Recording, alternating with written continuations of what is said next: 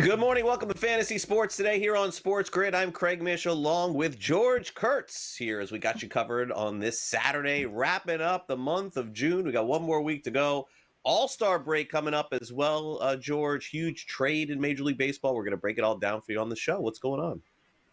Yeah, you're right. Weather's getting warm here in the Northeast. All right, going to get the 90s this week here. Maybe the Bulls be flying out of the ballparks too. See some long home runs.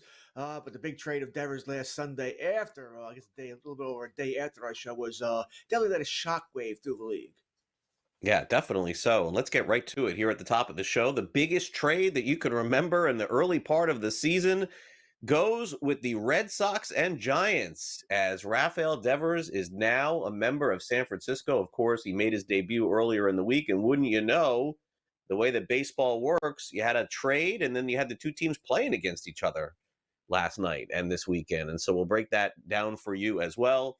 The Yankees finally break out of their offensive slumber. They start scoring some runs. Aaron Judge popping off a little bit, so that's good news for them.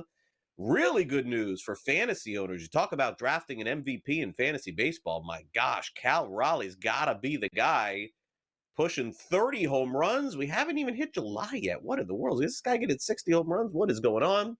And Jacob Mizorowski starts for the Brewers again. And George last night broke a major league record. He's made 2 starts.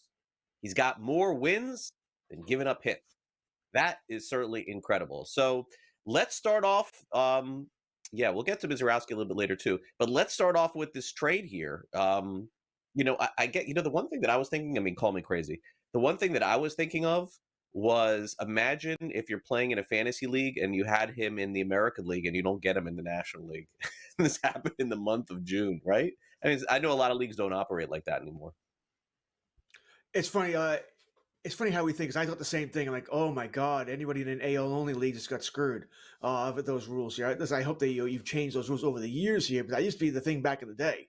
You had a player in an AL only league or an NL only league for that matter, and they got traded to the other league. That's it, 0. You're in an only league here. You're not getting those points here. So that'd be devastating here. It was an interesting story with Devers, right? For those who I guess are under a rock here.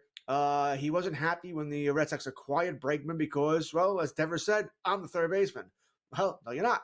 Bregman's a much better third baseman than you. And then he was at DH. And then when Casas got hurt, he didn't want to play first when they asked him to play first. He didn't want to do that. And that seemed to certainly put the ownership off, and probably the GM as well here. And we even hear some of his teammates weren't all that thrilled that he wouldn't make that move either. All right, to help the team here, which I kind of find that ironic because he's one of the guys, rightfully so, by the way, who would complain that this team, the organization wasn't doing anything to help the team, wasn't adding the players. Then they do add players, and you don't want to help the team because it's your position that they were adding. Just something that's the guy that was available in Alex Bregman here. So apparently this, if you believe Buster Posey, the GM of the Giants, this trade had been in the works for about a month. So pretty much right after Red Sox ownership went to Devers, I guess, to try and persuade him to go to first base, and he pretty much blew him off. So a deal you just don't see made. I think in the short term, Craig, good, bad for the Red Sox. You lose one of the best hitters in the game here. It's going to hurt your team in the short term. Long term, though, you get out from under that contract, which had about $250 million left for a guy who just might be a pure DH. Right? He's not a very good fielder here, so it probably works out in the long term for them. Their return for the deal, Harrison, okay, depth starter there. Hicks is really a multi-inning reliever. We'll see what Tibbs and Bello, the relievers, the minor leaguers can be there. Once a hitter, and he was one of the Giants' top prospects, but we'll see if he develops there. He really wasn't having that great a year, and the other guy's really just a lottery pick to see what happens there. So not the greatest return for one of the best hitters in the game.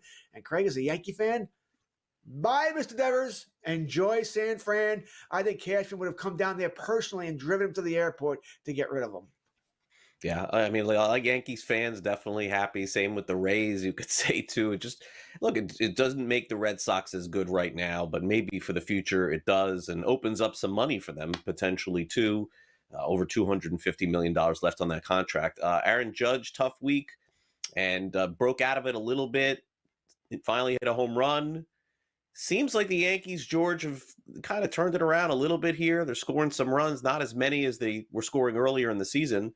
And you know what's funny? Now that I think about it, George, what happened to the torpedo bats?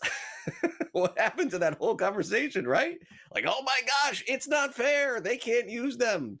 They're going to hit a million home runs. That went out the door quick, right? We talked about this in April. Torpedo bats, yeah. If you hit the ball should go further because the meat of that bat is right there. So if you hit it in that part, yeah, the ball's going to go further. It does not help you hit the ball. If you can hit, you can hit. If you can't hit, you can't hit. All right, they already told Volpe is going to get sat down this weekend because he hasn't hit at all, and he was, I think, the number one guy with a torpedo bat, right? But he hasn't hit at all, pretty much since that series there. It was never the bats; it was the Milwaukee Brewers pitching staff. Brought us up over and over again. I think in that 3-game series offhand, the Yankees scored 38 runs. They played Milwaukee last year. Guess how many runs they scored in a 3-game series? 38. All right, the Yankees just had the Milwaukee's pitching staff. They're very good at hitting it here. It had nothing to do with the bats there, so nothing much. Yankees have lost 7 of 8. Yeah, they broke out Thursday, scoring 7 runs. Went back to it last night, though, only 3. Scored, 2 in the first, then Judge hit the home run in the third, and that was it. They close it down for the rest of the game here. Yankees still struggling on offense here. Judge has said he's made adjustments here, so he looked good again, had 3 hits last night. So he may be turning it around. The rest of the Yankees offense, though, not so much. Meanwhile, in the American League, George, has there been a better fantasy pick than Cal Raleigh of the Seattle Mariners? I mean, I guess it's Pete Crow Armstrong in the NL, but in the AL, Cal Raleigh, George is going to enter the All-Star break with a chance. Now, again, there's less than a month to go, but there's a chance this guy could have 35 home runs at the All-Star break. He's got 29 right now. He's off to a historical start, best offensive start for any catcher in the history of baseball, not named Johnny Bench. I mean, that is kind of crazy when you think about it. And I mean, there's just no stopping this guy. And considering the position that he plays for fantasy, he's among the candidates for fantasy MVP this season, if not MVP of the American League too. I think he's a runaway for fantasy MVP. I mean, my God, catcher, 29. He's got 9 stolen bases. He steals some bases for you. He might actually, I don't know if he's going to get 20 by the end of the year. I don't know if I expected 9 all season from him. So he has a great year. And remember, Seattle is a pitcher's ballpark, not a hitter's ballpark. And he is just completely raking here. I think he's a runaway fantasy MVP right now. PCA has actually slowed down a little bit, Crow Armstrong there, although he would still be second place for me. But yeah, Cal Raleigh, if you drafted Cal Raleigh and you're not top half of your league, boy, what does the rest of your team look like? Yeah, definitely so. Last night, Jacob Mizorowski, who we'll get to throughout the show today.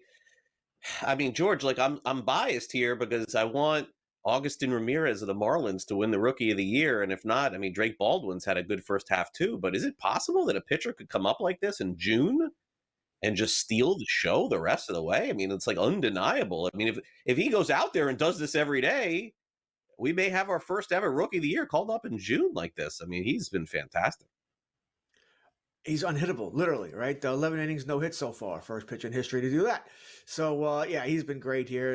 It's going to rub it into me all year long. I complained about this last week. I tried to claim him in my home league, and somebody who's out of it, overclaimed me for him. And by the way, in that home league, it's every transaction is actual money. So it cost him $5 to do that, to overclaim me. Why? You're not playing for anything. Leave me alone. But yeah, he's been absolutely fantastic for them. And maybe the Brewers will keep him on the roster, unlike the other younger pitcher they sent down there. He looks great. He's must watch every start right now, especially until he gives up his first hit of his career.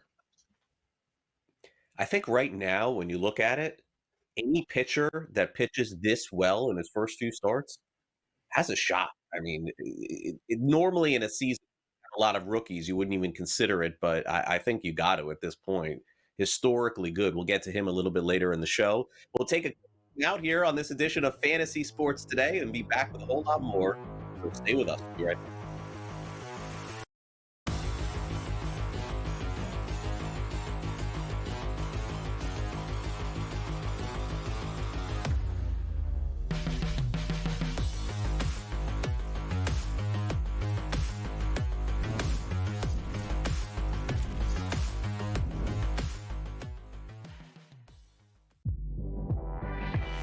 Their team total is 19.5 wins. I told you to go under, and it's by far the best bet I have recommended on this network in 4 years. They can't get out of their own way. And now Sloot is out for the year. Let's hope Sloot gets back because I respect the hell out of Sloot and I want her to go out on her own terms. Hopefully we'll have her back for the 26th season. Betting above the rim, only on SportsGrid. I got a feeling Pittsburgh's going to the Super Bowl. I got a feeling there is no chance they're going to the Super Bowl with Aaron Rodgers. I'm just kidding. They're still not expected to have over 8.5 wins. They're still not expected to have a winning record. Now, I know things could change for the next 24 hours. I get that. But everyone expected Aaron Rodgers to sign with him. He's going to sign with him. Pharrell Coast to Coast, only on SportsGrid. The two guys that can do it all. Too much electricity this morning. This is a good time. We're having a lot of fun. I had to do a triple take. Ka-ching! Why? Because of parity. I didn't mean to offend. Yeah, it's not going to happen. Load management is a dirty word. Let him rip. You know what? Circumstances provide the results. What? How do you do this once? Oh, Donnie, you got such a good show there. A network that is booming. The Early Line, only on SportsGrid. The game is on. The stakes are high. But the action isn't just on the field. He's rearranging that rim. Get it inside! SportsGrid's in-game live. Your ultimate second screen experience. A little flyer, couple of 15.5-point live line. Every prop, every play, every day. Anything can happen. It's complete chaos. It's smarter to be on SportsGrid.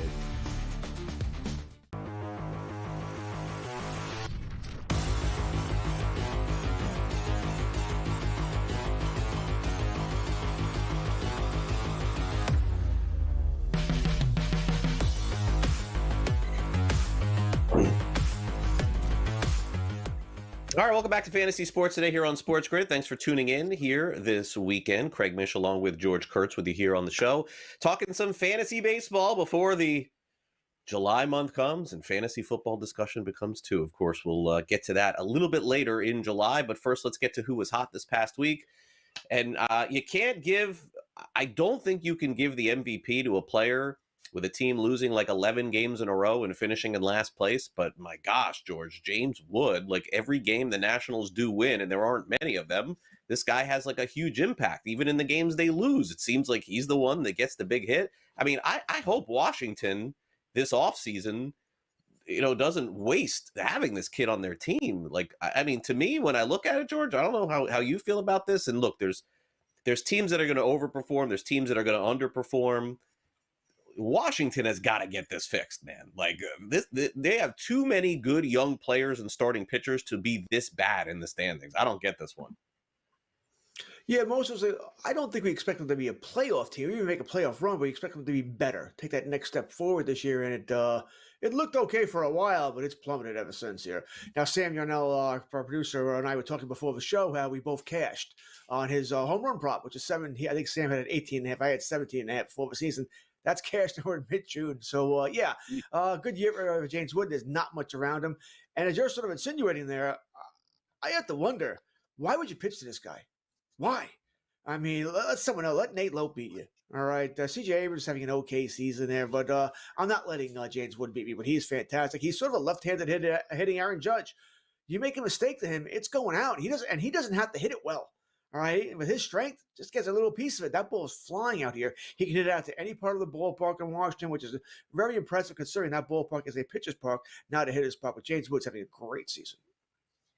Let's get to the Dodgers. They just keep calling up kids through the years. They keep producing. Another one is Andy Pages. Hit 400 this past week, 3 home runs, 10 runs driven in. We heard his name for years, and then we saw him a little bit last year. And now it seems like he's got a permanent spot in that lineup. George, they have so much money to spend. I mean, this team is buying the Lakers now. It's like any young player, you kind of got to be looking over your shoulder like, are they going to bring in Trout or something here to replace me? But, I mean, it's just a factory of offensive players and pitchers with the Dodgers. Yeah, I think Paz has pretty much solidified himself as, a starting outfielder for the Dodgers. They were patient with him, waiting for him to come along. He's still has some adventures in the outfield. He's far from a finished product defensively here. He's actually fun to watch out there because you never know what he's going to do, especially when balls over his head. He's like all over the place. But his offense has really come along here. And it's a nice place to be in, Craig, because he doesn't need to be the main guy, not even close to the main guy, right? Freeman, Ohtani, Betts, Muncy, Smith, Teoscar Hernandez. I mean, Edmund, before you even think about Potts and what he's become. But yeah, he's turning into a really good player with them. And you do wonder, will this quiet? Remember what was a big rumor for a while? You mentioned Trout, but I don't think anyone's ever eating that contract. But it was Louis Robert, right? He was going to be that guy. And he's been terrible. Right? Not good. Other than stealing bases, he's not been very good at all. But he was the guy always mentioned that he could go to the Dodgers here. I think the White Sox wish that was still true. They get a big hole for him. I don't know if that's going to happen either here. But yeah, Paz is turning out to be one hell of a player. All right. So maybe the hottest power hitter of the week with so many timely home runs. What is going on here, George, with your uncle, Nick Kurtz, or your nephew, I should say, Nick Kurtz? 5 home runs, 9 runs driven in. I feel like everyone's missing this because he's doing it in the middle of the night. But, I mean, he came up and it was like, this guy's huge. He's not hitting, though. But, man, I don't want to pitch. You used to talk about guys I don't want to pitch to. I don't want to pitch to this guy anytime. Seems like he's hitting outside, inside, up, down, every which way. He's hitting them out. Very impressive the other night, hit the game-winning homer of Josh Hader, right? That's a left-hander, hard-throwing left-hander. He hit that home run to dead center of Hader. Very impressive there. So, yeah, Nick Kurtz is definitely hot, smoking hot here. Patience, patience. We all know baseball's a game of adjustments. When he had to make adjustments, it looks like he has. I mean, the pitchers will make adjustments to him now, and he'll have to make more adjustments here. But he is as hot as anyone else right now. Looks like we got a nice fantasy first baseman for years to come here, especially the next couple of years when they're playing Sacramento, where we know that ball's going to fly out there. But yeah, Nick Kurtz is playing fantastic. If you don't need a first baseman, you might need a DH, certainly an ad in all leagues. All right, now let's go on the flip side. His teammate, who was the hot thing in April, right? Fair to say? Tyler Soderstrom, even into May a little bit, leading the league in home runs. Well, things have kind of gone the other way here, George, a little bit. It seems like the A's players, by the way, have been very streaky, like the hots and the colds, like Butler hot one day, Rooker hot another day, then they go cold. Now Kurtz is hot.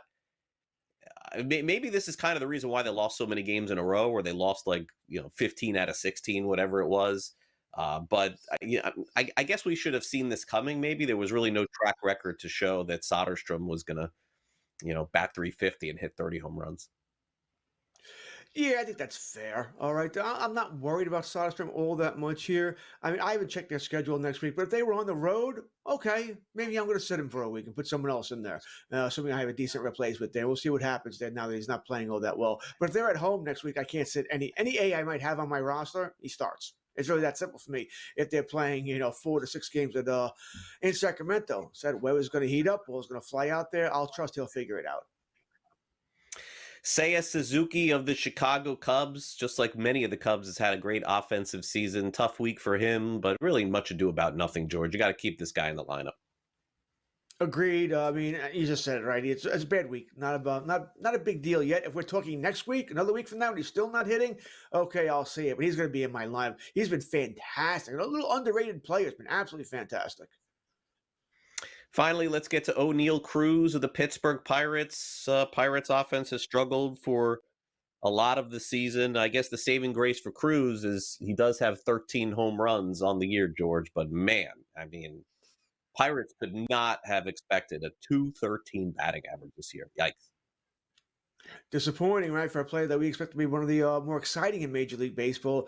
His defense in center field, actually, the entire team's defense is just terrific there. But he made a couple of plays last night that were like, oh, my God, what were you thinking?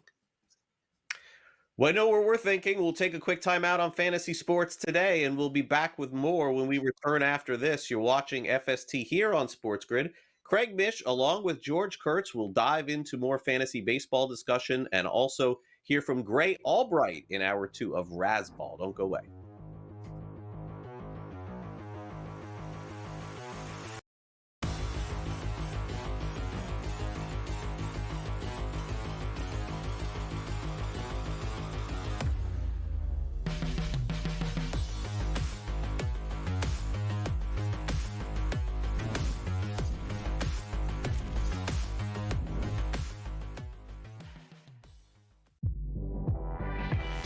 Their team total is 19.5 wins. I told you to go under, and it's by far the best bet I have recommended on this network in 4 years.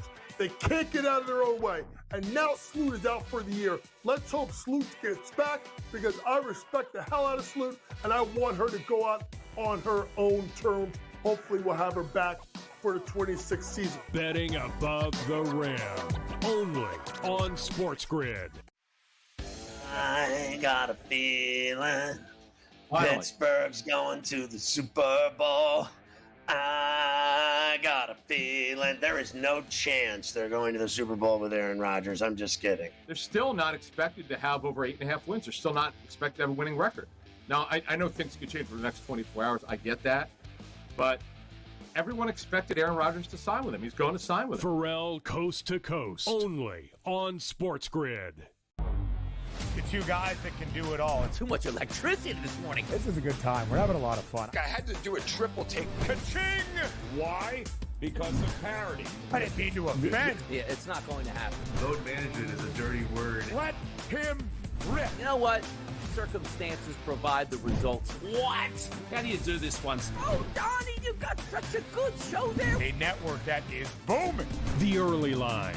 Only on SportsGrid. The game is on. The stakes are high. But the action isn't just on the field. He's rearranging that roof. Get it inside! SportsGrid's in-game live. Your ultimate second screen experience. A little flyer, couple 15.5-point live line. Every prop, every play, every day. Anything can happen. It's complete chaos. It's smarter to be on SportsGrid.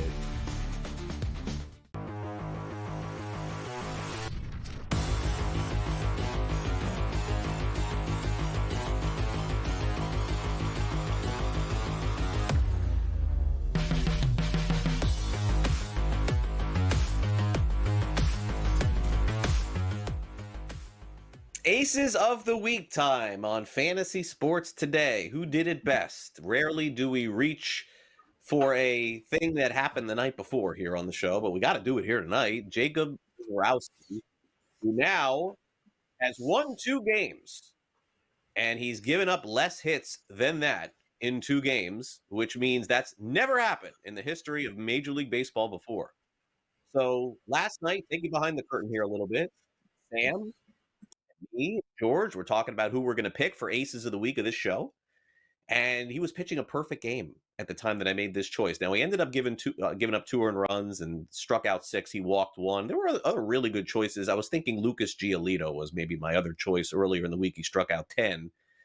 But, boy, you talk about a player that in a lot of leagues was not owned going into his first start, let alone now his second start.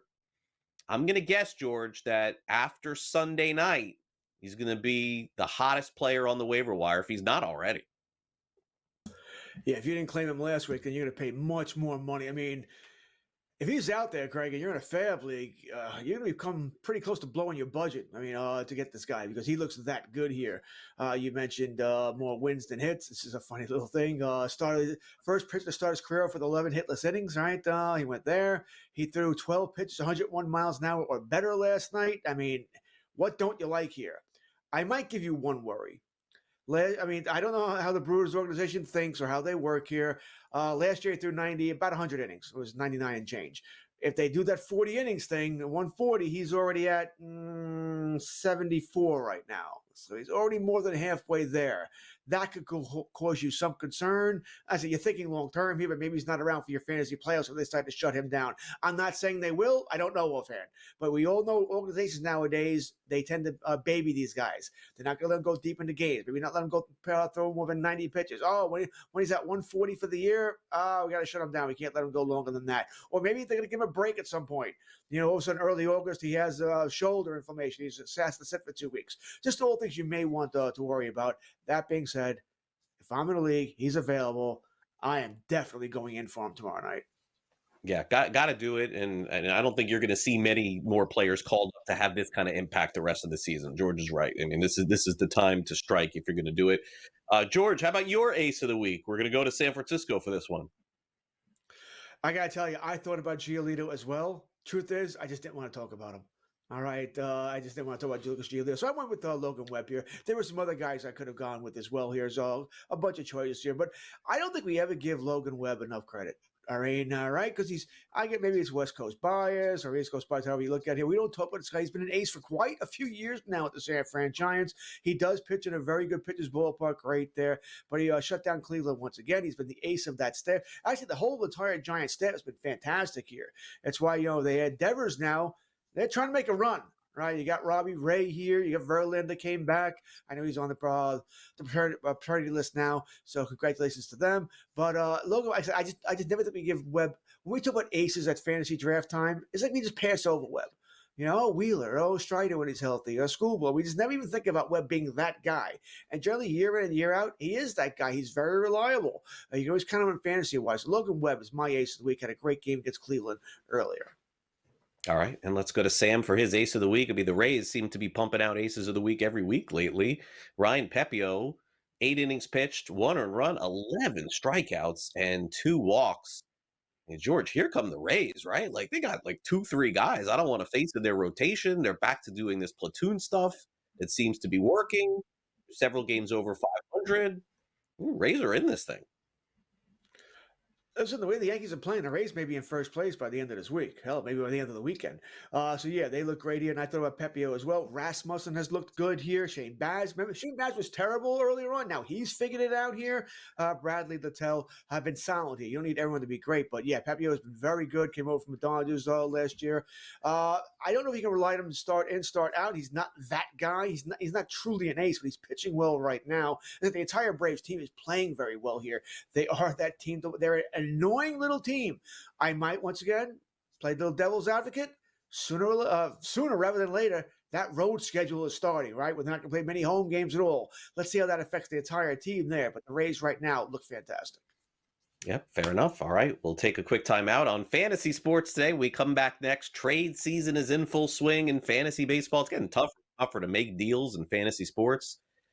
But here we are. Also, you can download the SportsGrid app, take out your phone and scan this QR code. It'll take you directly to the App Store or Google Play Store.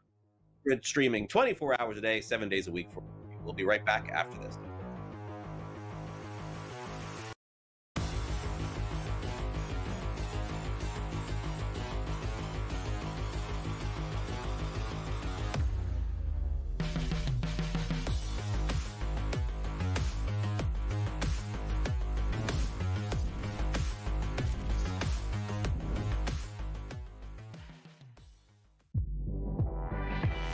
Their team total is 19.5 wins.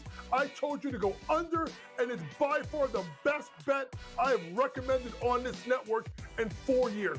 They can't get out of their own way. And now Sloot is out for the year. Let's hope Sloot gets back because I respect the hell out of Sloot, and I want her to go out on her own terms. Hopefully we'll have her back for the 26th season. Betting above the rim, only on SportsGrid.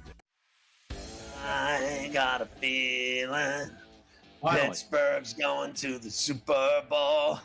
I got a feeling there is no chance they're going to the Super Bowl with Aaron Rodgers. I'm just kidding. They're still not expected to have over 8.5 wins. They're still not expected to have a winning record.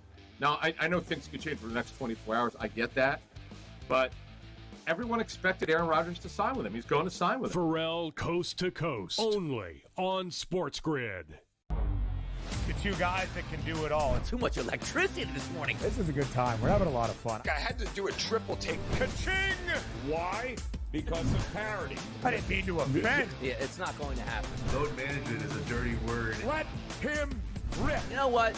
Circumstances provide the results. What? How do you do this once? Oh, Donnie, you got such a good show there. A network that is booming. The Early Line, only on SportsGrid. The game is on. The stakes are high. But the action isn't just on the field. Rearranging that roof. Get it inside! SportsGrid's in-game live. Your ultimate second screen experience. Just a little flyer, couple of 15.5 point live line. Every prop, every play, every day. Anything can happen. That's complete chaos. It's smarter to be on SportsGrid.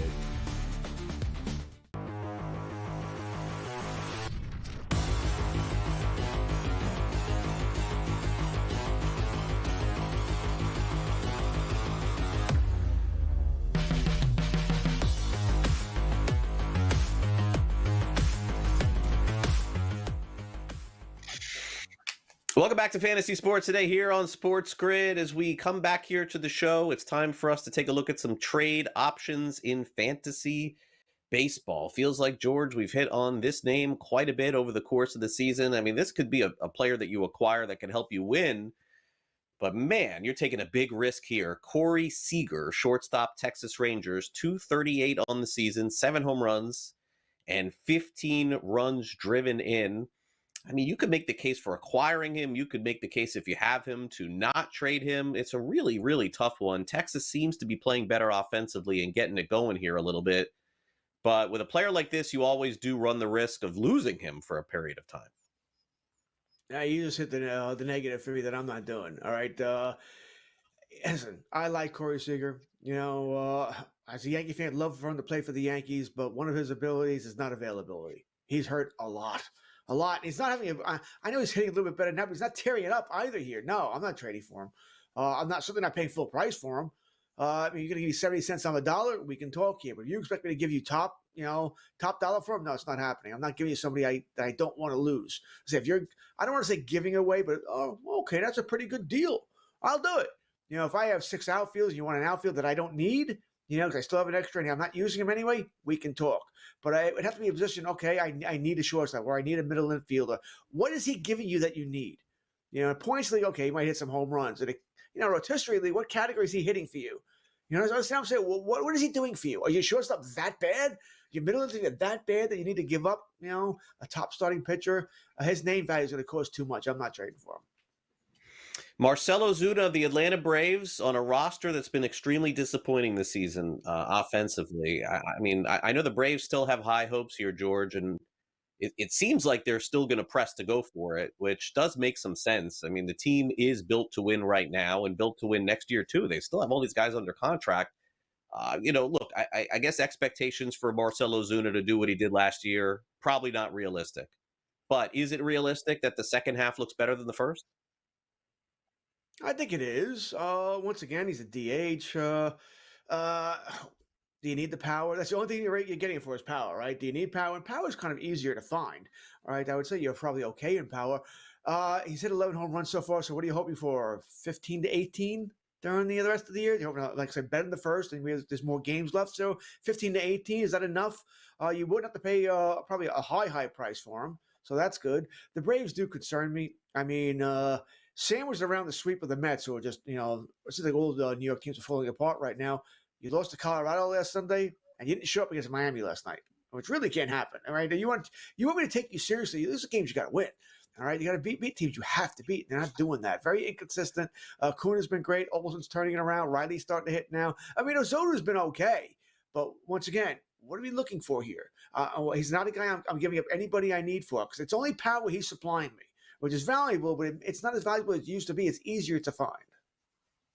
Cam Smith is an intriguing name, George, because he was the hot name in spring training. He was that rookie that was on fire, that was moving up draft boards and made the team out of the spring and then got off to a really slow start. So when you see these numbers here, George, 275 home runs and 27 runs driven in, you may be, what's all this discussion about a player that's really not impactful? But now take a look at what he's done in June.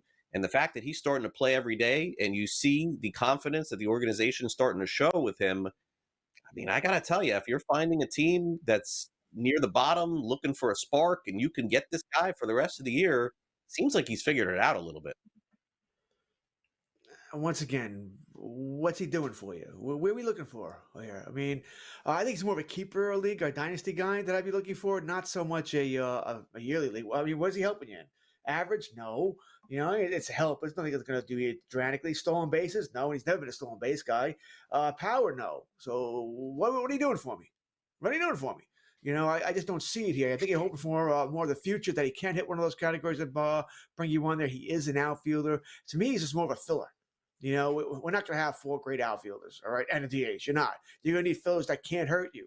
So in that case, yeah, I do like the fact that he's not going to hurt you in average, but the counting numbers aren't going to be there. Also, Astros are playing so well. I expect them to go for it. They're going to add. Maybe they're going to add his position. He's not going to play much in the second half as they go into the playoffs. Astros do have the 3rd best record in the American League, half game behind the Yankees. Now let's go to one of the big surprises. By the way, not a rookie. I thought Hunter Goodman was a rookie, the catcher of the Colorado Rockies. Let's surprise a lot of people to see them commit to him at the beginning of the year. But this has been the easy all-star and huge surprise on the Rockies this season, George. 14 home runs, 48 runs driven in. This is like the year of the fantasy catcher. I mean, we've been waiting for this for like 25 years, but we finally got it with Cal Raleigh and Hunter Goodman and Augustin Ramirez and Drake Baldwin and, the other catchers that you normally draft. I mean, it's like in one catcher leagues, you're pretty happy this year for the first time ever. Yeah, I guess I can't bitch about two catcher leagues anymore because we actually do have a lot of good, not 24 or 20, depending on what size league you play, but we do have a lot of fantasy catchers that can hit. You just named three guys that we probably didn't expect as far as Baldwin, Ramirez, and Goodman. And Goodman is a catcher. People forget about that. He's a catcher. Colorado, yeah, fantastic, right? Power numbers there. Listen, I'll take that run. But you just said the problem. How bad is your current catcher that you're going to trade for another catcher, right? Because catchers were, even at the draft, we knew we had catchers, right? We knew we had them. I explained, you could have Alvarez, you could have any one of the New York catchers, right? Wells and Alvarez, neither one's hitting. They're both struggling. Okay, so that might make a move to Goodman make sense here. And I have no problem getting Goodman, by the way. I do think the numbers continue. All right, he's sort of putting up the numbers that we expected from Doyle in Colorado, but without the with more less stolen base than what Doyle would have here. So yeah, I'm a Goodman guy. Wouldn't mind getting him at all here, especially if like I said, I have Wells, I have Alvarez, Stevenson, guys like that. They've been so to awful at best here, but the price is probably going to be pretty heavy. Let's go to some starting pitchers here, and the Pirates, certainly not going to have a postseason type year, but if they did, Mitch Keller would be part of that. 88 innings pitched, 68 strikeouts. Strikeouts have been down a little bit, I guess, from where Keller used to be because he's not Paul Skeens. I guess that gets magnified a little bit. Still a quality starter, just hasn't won a lot of games, and the Pirates don't score runs. They score more for him than they do for Skeens, but I don't know that you're going to trade him. I don't know that you're going to trade for him. There's just not a lot out there. But I will say this. If you want innings the rest of the year and an ERA around 4, he's going to give it to you. He's a solid pitcher. I mean, he does pitch in Pittsburgh, so that helps. Pitcher's ballpark there, but you're not going to get W's, right? That we know the Pirates can't score here. I was wondering if maybe they would trade him at the deadline, but they just signed into a contract, 5 years, $77 million before last season, so he's in year 2 of it. So he's got 3 years left, about $15.4 a year. I still think they might consider moving him, but I don't know if they'll get the return. He's obviously a ski. If they put Skeens on the market, they would get anything they want for him, right? They can get a major organization overhaul for him. You're not going to get that for Keller. Solid starter, probably an SP3 as far as a playoff team is concerned here. So I think they'll get some bites there. But in the end, he probably does stay with Pittsburgh. So like I said, it makes him a 3-category guy. The ratios and strikeouts. That's all you're getting. And you mentioned strikeouts are down a little bit from what we've seen in the past for him. I like Keller. I think he'd be really good on a better team. Unfortunately, he's not on a better team. Drew Rasmussen of the Tampa Bay Rays has been fantastic. 2.61 earned run average, 79 innings, 67 strikeouts. You got to count on the bullpen normally with him, but George, 5 innings, good ERA. He'll give you that. I had him on my home league team at least twice this season. And he didn't do anything. Both times when I had was obviously earlier, he didn't do much. And as you mentioned earlier in the year, he coming back from injury. He wasn't going deep into games. He was a 4 or 5 inning guy. Now he's changed that. He's going 5-6 innings now. He looks very good here. He's not an ace. All right, he's more of an SP2, SP3, but he's pitching very well right now. And remember, the good news for him is when they play those road games, you get out of Tampa Bay. You get out of that wind that's blowing out there. So maybe that'll be good for the Tampa Bay pitching staff. I wish I still had him. All right, we'll be right back with more fantasy sports today with some 2-start pitchers in fantasy baseball. So make sure you stay with us here on the grid. We'll be back after this quick timeout.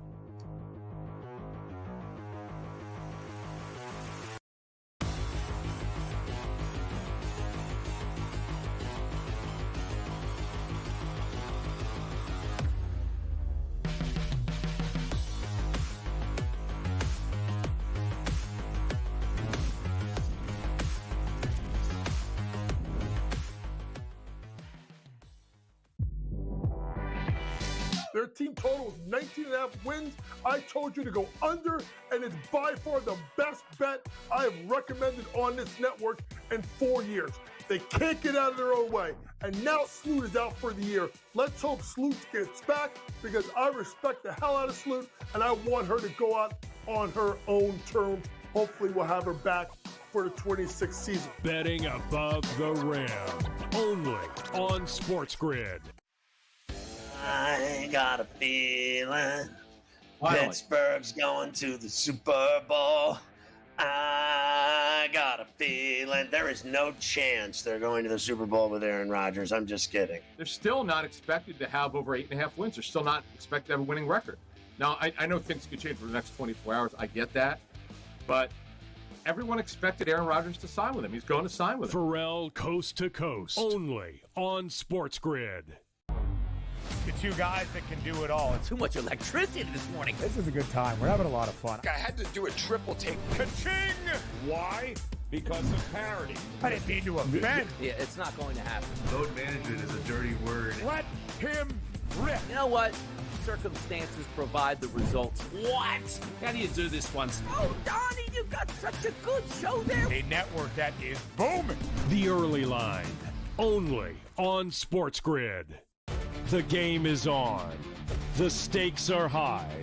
But the action isn't just on the field. He's rearranging that ring. Get it inside! SportsGrid's in-game live. Your ultimate second screen experience. A little flyer, couple 15.5-point live line. Every prop, every play, every day. Anything can happen. That's complete chaos.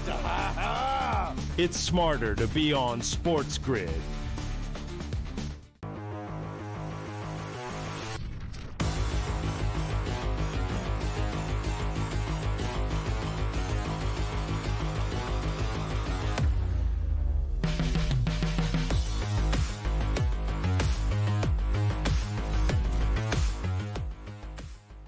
Welcome back to Fantasy Sports Today here on SportsGrid. I'm Craig Mish along with George Kurtz. Let's go through some two-start options in fantasy baseball for next week. And George, let's get started with the Tampa Bay Rays. Yes, we're back on Tampa Bay. Sam is right. We just keep talking Tampa Bay a lot here on the show.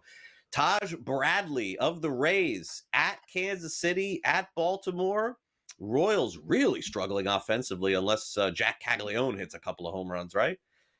Orioles on Sunday of next week. I think I'm in, man. I mean, I'm going to ride Tampa Bay here a little bit. Once again, you have a two-star pitcher on your roster. You're probably going with them. I don't love these starts. They're both on the road here, but it gets teams, as I said, they're actually both sort of struggling with offense here. The problem is Bradley, 2 of his last 3 starts, he's gotten bombed, right? 7 runs to Miami, 6 runs to Baltimore, team he's facing again. He did sandwich that with a very good start against the Mets here, but that's a struggling Mets team. I'm not dying to do this, all right? I'm not. Now I got to tell you, in my home league, I made I had a choice here. This is the way it worked out. I had 4 guys with 2 start weeks, and 3 were automatic. You start those guys. The other guy, you start 5 starters here, was Sandy Alcantara. And he's on my roster, 2 starts of starting him. But the pitcher I had to sit to do that was either DeGrom or Strider, all right? And I made the wrong choice. All right, I started Alcantara. He pitched okay. We didn't get a win. I think he had 5 strikeouts. Didn't get a quality start. And Strider was great. DeGrom, I did start. He played pitched well last night. So that's my thing. I am not starting Bradley over a clear-cut number 1 start here. I'm not doing that. I don't feel great about these 2 starts, but he likely does go for me. Yeah, I agree. All right, Eduardo Rodriguez, talk about 2 good starts here. Monday at the White Sox, and then Sunday gets the Marlins at home. I mean, I got George. This is like the circle guy in fantasy baseball for the Diamondbacks for me. Like they signed this guy to a long-term contract. They've now lost Corbin Burns. This is the guy they need to step up. Oh, I think that's a great point, right? They need him to be that guy when they signed him.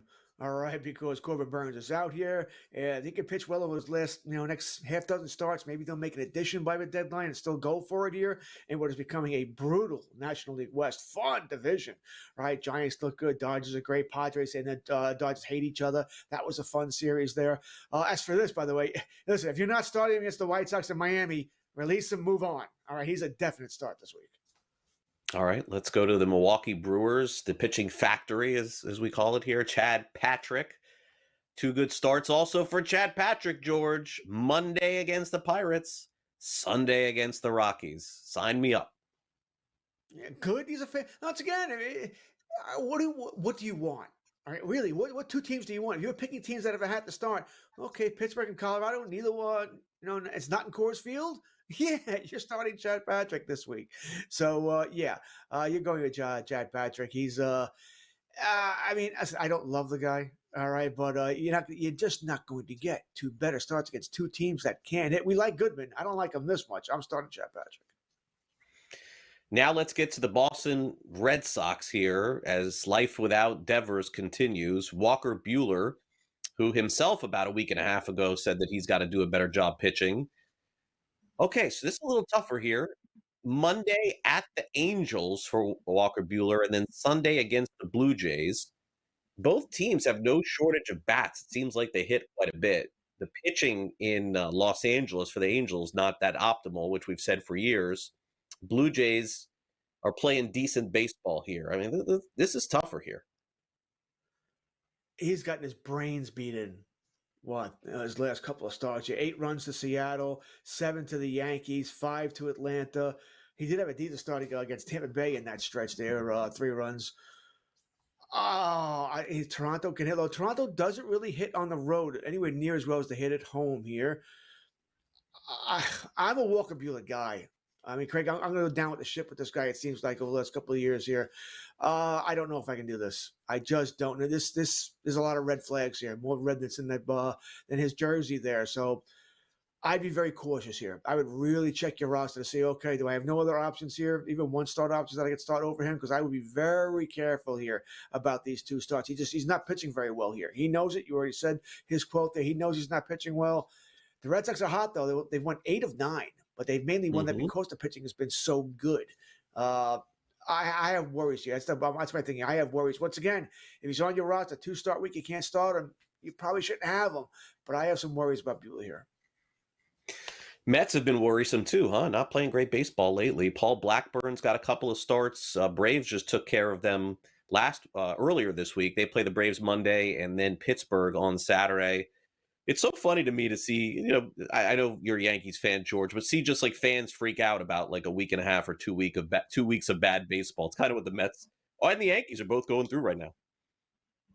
I think the Mets, this might be a little bit more because of all the injuries, right? Their pitching staff is getting injuries upon injuries upon injuries. They're going to put Montas back in. I think he goes on a Tuesday start for the Mets here, and he's been god-awful in his rehab at AAA. Manaea might be back soon. We'll see.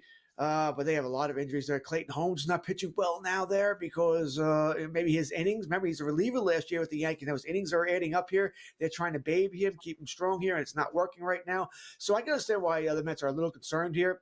Blackburn, boy, I don't like that that Atlanta start. Pittsburgh start we love. Atlanta start not so much, and I'm trying to check here. I think, if I remember correctly, that he's going up against Strider in that start. So even a win, even if the hit could be a little tough to come by here. I'm going to have to go for him. Blackburn. No, Schwellenbach. Not that I like that all that much better, but he gets Schwellenbach there. I'm starting him here, but I say this now. This is Saturday morning. If the Mets get swept this weekend by Philadelphia, then I probably can't do it come Monday. They would have lost, 9 straight or whatever silly number it is right there.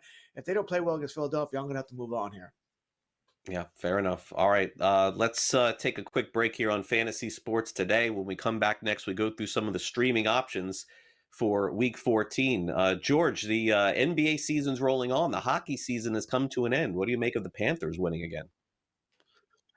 Best team, just about. They're built for 7-game series. Just the best team. Oilers ran out of gas. Anyway, you look at it, they ran out of gas, but the right team won. The Panthers were the best team. They didn't care about first place, didn't care about second place, didn't care about third place. They cared about being ready for the playoffs, and they were. Great team. Yeah, definitely so. Still partying as we speak throughout the week. All right, coming up next, we will wrap up our first hour with some streaming options. Don't go away.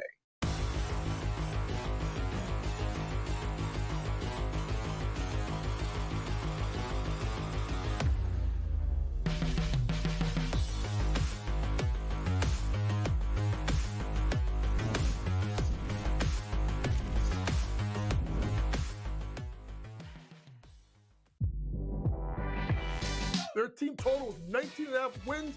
I told you to go under, and it's by far the best bet I have recommended on this network in 4 years. They can't get out of their own way. And now Sloot is out for the year. Let's hope Sloot gets back, because I respect the hell out of Sloot, and I want her to go out on her own terms. Hopefully we'll have her back for the 26th season. Betting above the rim, only on SportsGrid. I got a feeling Pittsburgh's going to the Super Bowl. I got a feeling there is no chance they're going to the Super Bowl with Aaron Rodgers. I'm just kidding. They're still not expected to have over 8.5 wins. They're still not expected to have a winning record. Now, I know things could change for the next 24 hours. I get that.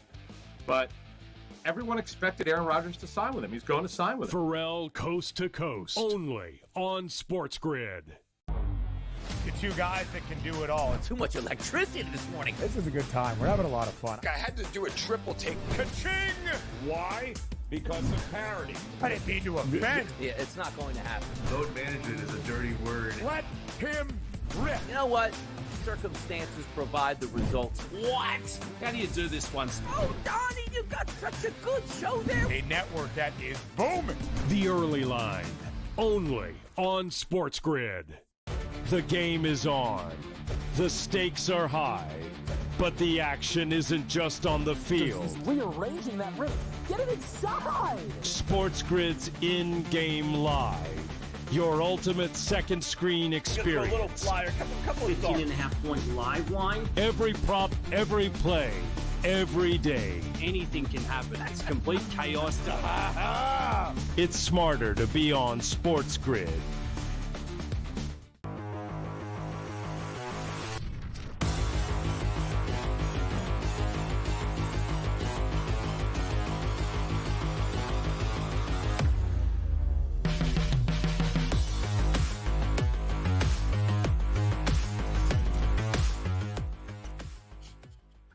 All right, welcome back. Some streaming options for next week. One start pitchers in fantasy baseball. Man, Patrick Corbin back on the map again. He's owned in about 11% of fantasy leagues. Takes on the Orioles on Monday. Never thought that we would be doing this conversation this year, but Rangers pitching actually a little bit better than they're hitting overall on the season. George, would you take this shot here? I mean, it seems like a possibility here, but also some risk involved.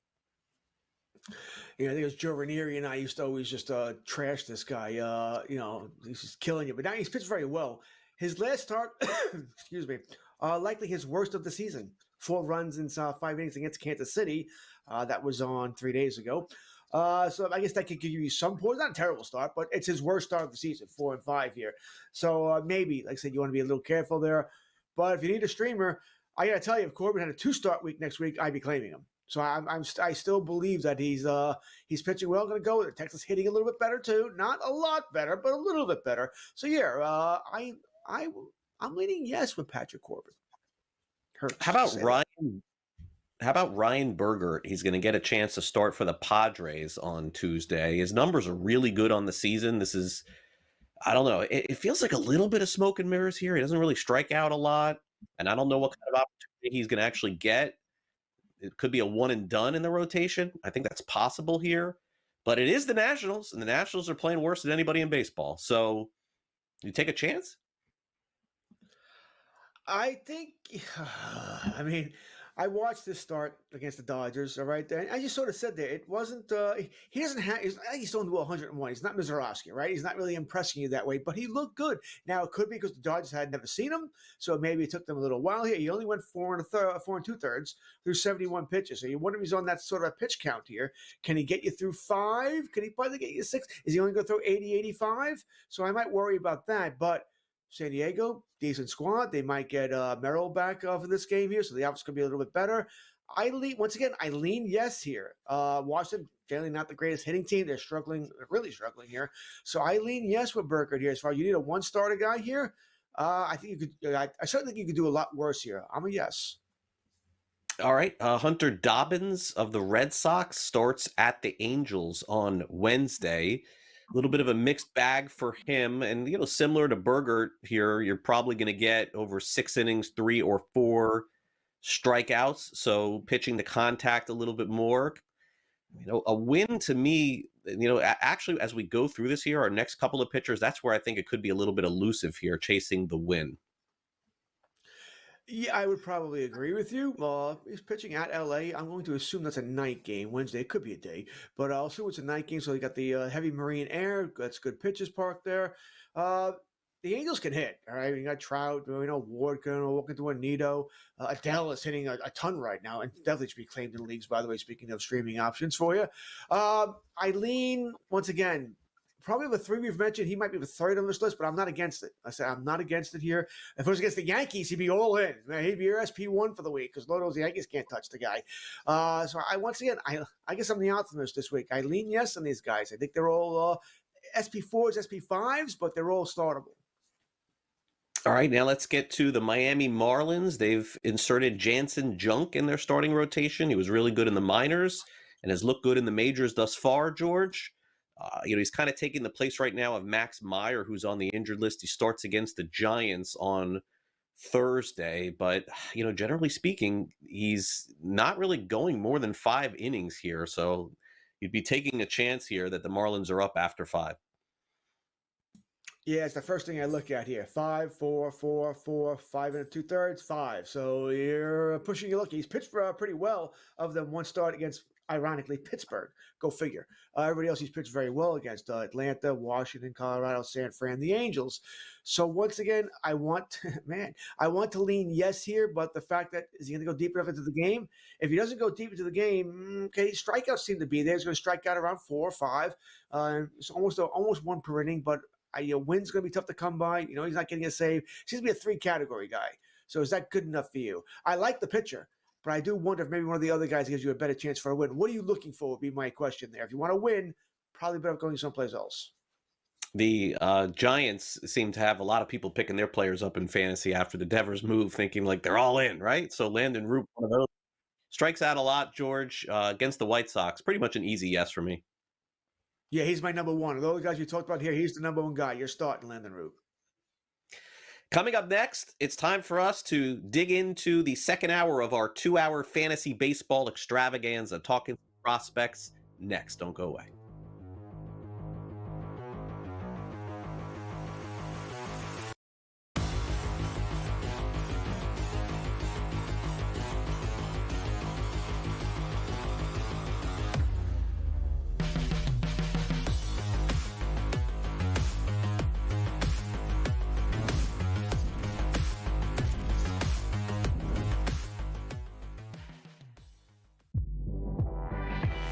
Their team total is 19.5 wins. I told you to go under, and it's by far the best bet I have recommended on this network in 4 years. They can't get out of their own way. And now Sloot is out for the year. Let's hope Sloot gets back because I respect the hell out of Sloot, and I want her to go out on her own terms. Hopefully we'll have her back for the 26th season. Betting above the rim, only on SportsGrid. I got a feeling Pittsburgh's going to the Super Bowl.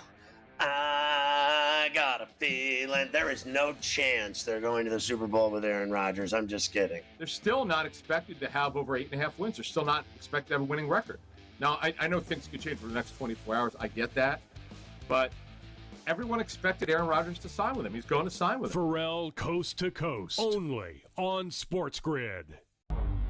The two guys that can do it all. Too much electricity this morning. This is a good time. We're having a lot of fun. I had to do a triple take. Ka-ching! Why? Because of parity. I didn't mean to offend. Yeah, it's not going to happen. Load management is a dirty word. Let him rip. You know what? Circumstances provide the results. What? How do you do this once? Oh, Donnie, you got such a good show there. A network that is booming. The Early Line, only on SportsGrid. The game is on. The stakes are high. But the action isn't just on the field. He's rearranging that roof. Get it inside! SportsGrid's in-game live. Your ultimate second screen experience. Just a little flyer, couple of 15.5-point live line. Every prop, every play, every day. Anything can happen. That's complete chaos. It's smarter to be on SportsGrid.